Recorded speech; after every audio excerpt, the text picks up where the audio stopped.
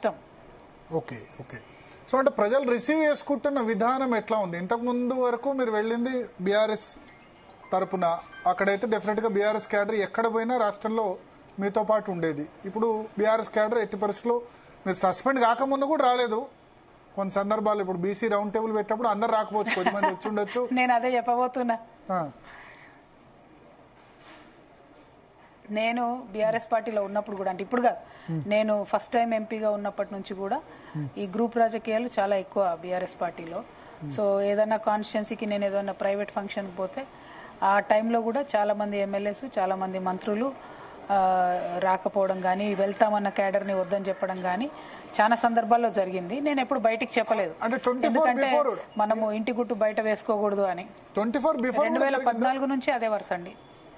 అంటే చాలా చోట్ల ఎక్కడున్న మంత్రులు వాళ్ళు మీతో వచ్చేవాళ్ళు కదా, మంత్రులైనా ఎమ్మెల్యేలైనా ఖచ్చితంగా వచ్చేవాళ్ళు కదా. నేను ఎక్కడికి వెళ్ళాను, అసలు వెళ్ళింది ఓన్లీ నిజామాబాద్ లోనే. అక్కడ మా జిల్లా కాబట్టి, మా ప్రోటోకాల్ కాబట్టి అది వేరు.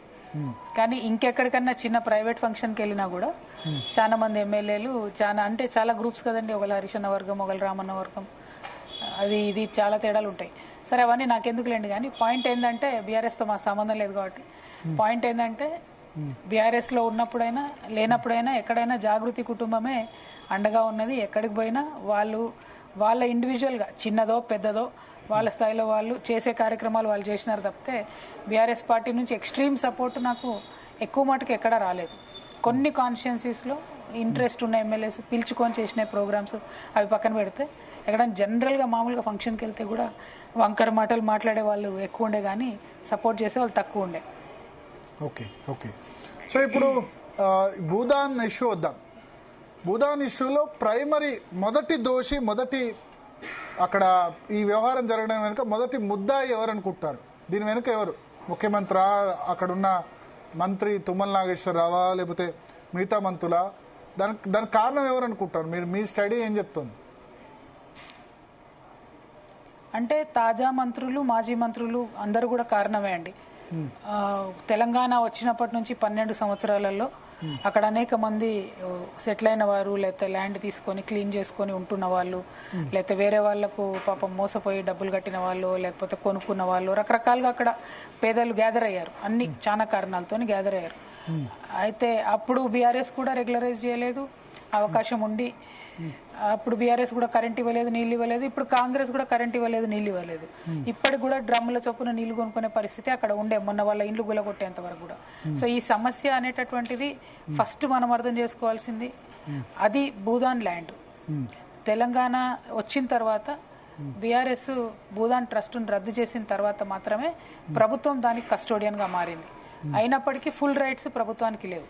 సో ఆ రద్దు అయ్యే కన్నా ముందే ఇవాళ వెలుగుమట్లలో చాలా మందికి భూదాన్కి సంబంధించి సర్టిఫికెట్స్ ఉన్నాయి.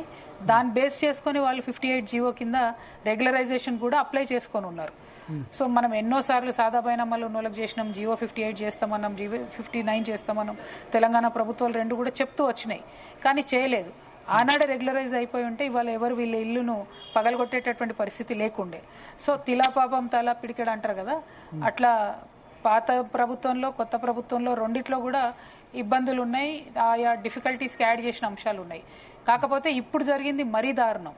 ఎంత దారుణం అంటే కంప్లీట్గా అసలు ఏమాత్రం వార్నింగ్ ఇవ్వకుండా ఇండ్ల మీద పడేసి, సామాన్ తీసుకునే సమయం ఇవ్వకుండా, ఎగ్జామ్ సీజన్లో హాల్ టికెట్లు బుక్స్ తీసుకునే సమయం ఇవ్వకుండా, పైశాచికంగా అమానవీయంగా ఆనాడు హెచ్సియులో ఎట్లయితే చిన్న లేడి పిల్లల్ని పరిగెత్తించినట్టుగా ఇక్కడ మహిళల్ని, చిన్నపిల్లల్ని దారుణంగా స్ట్రగుల్ చేసి మొత్తం రేజ్ చేసి పడేశారు, బుల్డోజ్ చేసి పడేశారు, నేలమట్టం చేసి పడేశారు ఇండ్లన్నీ కూడా.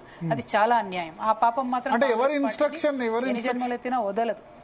ఇన్స్ట్రక్షన్ ఎవరిది? డెఫినెట్ గా 3 జిల్లా మంత్రుల ఇన్స్ట్రక్షన్ కదండి. ముగ్గురు మంత్రులు ఇన్వాల్వ్ ఉన్నారండి అందులో. ఖమ్మం జిల్లాలో ఇప్పుడున్న 3 మంత్రులు బట్టి విక్రమార్క గారి ఇంద్రమ్మ ఇల్లు ఇస్తామంటారు 400 మందికి. ఇంద్రమ్మ ఇల్లు ఎందుకండి? ఇప్పుడు అక్కడ వాళ్ళకు ఆల్రెడీ అక్కడ ఉంది ల్యాండ్ వాళ్ళకు. First of all Bhoodan land, ఇప్పుడు మీరు ఒక్క మాట పొంగులేటి గారు నిన్న పెట్టిన ప్రెస్ మీట్ గుర్తు తెచ్చుకోండి, నిన్ననో ఈరోజు 450 మంది కరెక్ట్ గా ఉన్నారు అన్నారు. అంటే ఆ ల్యాండ్లో ఆల్రెడీ 450 మంది కరెక్ట్గా పొజిషన్లో ఉన్నారని చెప్తూనే ఆ 450 మంది ఇండ్లు ఎట్లా కూలుస్తారండి? ఫర్ ఎగ్జాంపుల్ గవర్నమెంట్ చెప్పిందే కరెక్ట్, ఆ 300 మంది కరెక్ట్ కాదు అనుకుందాం, మొత్తం 750 ఇండ్లు కూల్చారు, అందులో 450 మంది కరెక్ట్ అంటున్నాడు ఆయన. అన్నప్పుడు how dare government, how will it enter and demolish those properties అండి? అసలు ఏం రైట్ ఉంది చెప్పండి? అంటే వాళ్ళు రేపు ఏంటంటే హైదరాబాద్లో మనం ఎస్టిమేట్గా ఇక్కడ నిల్లు కట్టుకుంటే కూడా సేఫ్టీ లేదన్నట్టు, ఎప్పుడన్నా గవర్నమెంట్ వచ్చి డెమాలిష్ చేయొచ్చు అన్నట్టు చేసి మీకు డబుల్ బెడ్రూమ్ ప్రభుత్వం ప్రాపర్టీ వాల్యూ ఎంత అని సంబంధం లేదు. ఆర్డర్ ఉంది, ఆ భూమి వాళ్ళది కాదు కదా, భూమి వాళ్ళది కాదు కదా. కాదు కదా, ఒక్క సెకండ్ భరత్ గారు, ఒక్క సెకండ్. ఆ ప్రాపర్టీ వాల్యూ చాలా ఎక్కువ ఉందండి అక్కడ, 40,000 గజం ఉంది. నువ్వు ఇక్కడ ఇల్లు తీసేసుకొని నాది ఇక్కడ నా పట్టా ఉన్న ల్యాండ్ తీసుకొని బయట ఎక్కడో నాకు డబుల్ బెడ్రూమ్ ఇల్లు ఇస్తా అంటే ఎట్లా ఒప్పుకుంటాం అన్నది ఫండమెంటల్ క్వశ్చన్. వీళ్ళు ఏదైతే ల్యాండ్ కోర్టు కేసులో ఉందని చెప్తున్నారో అది 62 ఎకరాలు ఉన్నటువంటి భూదాన్ ల్యాండ్కి అడ్జసెంట్ ల్యాండ్, దీనిలో పార్ట్ కాదు. సో అవి పక్కన పెట్టేసి ఆ కోర్టు కేసు చెప్పి ఇక్కడ మేము డెమాలిష్ చేసినాము, కోర్టు తీర్పు ఉందని చెప్తున్నారు. అది శుద్ధ తప్పు. అంటే ఇదంతా కూడా కలెక్టర్ గారు తెలిసి నోటీస్ ఇవ్వకుండా చాలా దారుణంగా చేసినటువంటి పరిస్థితి. పైగా వీళ్ళందరినీ తీసుకుపోయి ఆ షెల్టర్లో పడేసిరండి. ఎంత ఘోరంగా ఉంది ఆ షెల్టర్ అంటే, నిజంగా అట్లాంటి కష్టం ఎవరికి రాకూడదు. పడేసి కనీసం కలెక్టర్ విజిట్ చేయలేదు అంటే ఓవరాల్గా ఇష్యూ డీల్ చేసిన విధానం చాలా అమానవీయంగా ఉందన్నట్టు. సో అట్లా చేయాల్సిన అవసరం లేకుండా ఒకవేళ అదే డబుల్ బెడ్రూమ్లు ఇవ్వాలంటే వాళ్ళ దగ్గరికి ముందే వెళ్ళి కన్విన్స్ చేసి వాళ్ళు ఒప్పుకున్నట్టయితే ముందు డబుల్ బెడ్రూమ్లు ఇచ్చి తర్వాత ఏమైనా చేసుకోవచ్చు కదా. ఎందుకు చేశారు ముందు అన్నది క్వశ్చన్. రెండోది ఎవరి కోసం చేశారు అన్నది ఇంకా పెద్ద క్వశ్చన్. ఇవాళ అక్కడ నుంచి పేదవాళ్ళని పంపించేస్తున్నారు, ఆ ల్యాండ్ ఎవరికి ఇస్తారు మరి? ఎందుకోసం క్లీన్ చేస్తున్నారు ల్యాండ్? అక్కడ ఏదో ప్రైవేట్ బిల్డర్కో డెవలపర్కో ఇవ్వడానికి చేస్తున్నట్టు అక్కడ ఖమ్మం అంతా కూడా చెప్తున్నటువంటి పరిస్థితి. సో మనం అనేది ఏంటంటే ఆల్రెడీ పేదవాళ్ళు ఉన్నటువంటి ల్యాండ్, వాళ్ళ ఇండ్లు ఉన్నటువంటి చోట ఎందుకు తీసేయాలి? వాళ్ళకి పట్టాలు ఉండగా, రెగ్యులరైజ్ చేసే అవకాశాలు నీకు ఉండగా, వాళ్ళు అప్లై చేసుకొని ఉండగా ఎందుకు తీసేసేయాలి? So there is some conspiracy. ఆ ల్యాండ్ కాస్ట్లీ ల్యాండ్, అది తీయాలి, వేరే వాళ్ళకి ఎవరికో ఇవ్వాలి అన్నది. సో దాన్ని మాత్రం వదిలిపెట్టే క్వశ్చనే లేదండి. ఇవాళ ఇందాక చెప్తా ఉన్నారు ఏదో నిన్నటి నుంచి మేమందరం చేస్తున్న ఈ పోరాటాల వల్ల 6 ఎకరాల భూమిలో మట్టుకు పట్టాలు ఇచ్చి మిగతా భూమి ఇవ్వరు అన్నట్టుగా ఏదో చెప్తున్నారని చెప్తున్నారు. ఇంకా క్లారిటీ లేదు నాకు దాని మీద. 300 మందికి ఏదో టోకెన్ ఇచ్చారు, 6 ఎకరాలు ఇస్తారని చెప్తున్నారట. అట్లా ఇస్తే డెఫినెట్గా ఒక పాక్షిక విజయం సాధించినట్టే, ఒక మంచి మెట్టెక్కినట్టే మా పోరాటం అని నేను భావిస్తూ ఉన్నాను. ఎందుకంటే మేము కోరుకున్నది అదే ల్యాండ్ ఇవ్వాలి, అది కాస్ట్లీ ల్యాండ్, అది పేదవాళ్ళకి చెందాలన్నదే మా డిమాండ్ ఉండే. బట్ మిగతా అందరికీ ఎందుకు ఇవ్వడం లేదు? 450 అని ప్రభుత్వమే చెప్పి మళ్ళీ ఓన్లీ 300 మెంబర్స్కే టోకెన్ ఇచ్చారు అంటున్నారు. రేపేదో మినిస్టర్స్ ప్రోగ్రామ్ అంటున్నారు. సో వీఆర్ జస్ట్ క్లోజ్లీ అండి ఏం చేస్తున్నారు అన్నది. మీరు రాహుల్ గాంధీకి ట్వీట్ చేసినట్టున్నారు, రాహుల్ గాంధీకి లెటర్ రాసినట్టున్నారు ఈ విషయం మీద. అవునండి, ఆయన రాజ్యాంగం పట్టుకొని రోజు అబద్ధాలు ఆడుతూ ఉంటాడు కదా రాహుల్ గాంధీ. దేశమంతా తిరుక్కుండా అబద్ధాలు ఆడుతున్నాడు ఆయన.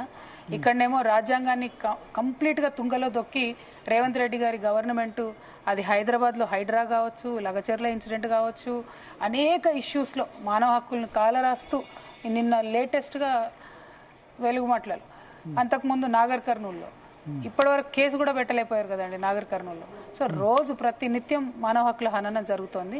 కనీసం ఇప్పుడన్నా చూడండి, ఒక ఇండిపెండెంట్ జ్యుడిషియల్ ఎంక్వైరీ చేయించండి మీ ముఖ్యమంత్రి గారికి చెప్పి అని చెప్పి నేను ట్వీట్ చేయడం జరిగిందండి. ఆయన స్పందిస్తారో లేదో నాకు తెలియదు. ఆయన స్పందించకపోతే మాత్రం తెలంగాణ ప్రజలు చాలా తీవ్రంగా ప్రతిస్పందిస్తారు ఎలక్షన్స్లో. మీరు నిన్న నిరవధిక దీక్ష